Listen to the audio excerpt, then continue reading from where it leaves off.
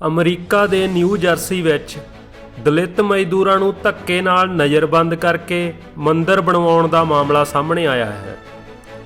ਰਿਊਟਰ ਦੀ ਖਬਰ ਅਨੁਸਾਰ 200 ਦਲਿਤ ਮਜ਼ਦੂਰਾਂ ਨੂੰ ਧਾਰਮਿਕ ਵਲੰਟੀਅਰ ਆਖ ਕੇ ਭਾਰਤ ਤੋਂ ਅਮਰੀਕਾ ਲਿਆਂਦਾ ਗਿਆ ਸੀ, ਜਿੱਥੇ ਉਹਨਾਂ ਨੂੰ ਸਿਰਫ $1 ਘੰਟੇ ਤੇ ਮਜ਼ਦੂਰੀ ਕਰਵਾਈ ਜਾ ਰਹੀ ਸੀ।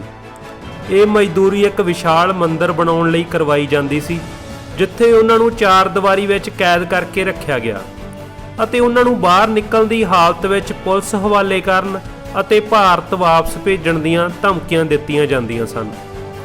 ਇਹਨਾਂ ਵਿੱਚੋਂ 5 ਵਰਕਰਾਂ ਨੇ ਹੀ ਕਿਸੇ ਤਰ੍ਹਾਂ ਅਦਾਲਤ ਦਾ ਸਹਾਰਾ ਲੈਂਦਿਆਂ ਮਾਮਲਾ ਕਾਨੂੰਨ ਦੀਆਂ ਨਜ਼ਰਾਂ ਸਾਹਮਣੇ ਲਿਆਂਦਾ, ਜਿੱਥੇ FBI ਦੇ ਛਾਪੇ ਪਿੱਛੋਂ ਸਾਰੇ 200 ਮਜ਼ਦੂਰਾਂ ਨੂੰ ਬਰਾਮਦ ਕਰ ਲਿਆ ਗਿਆ।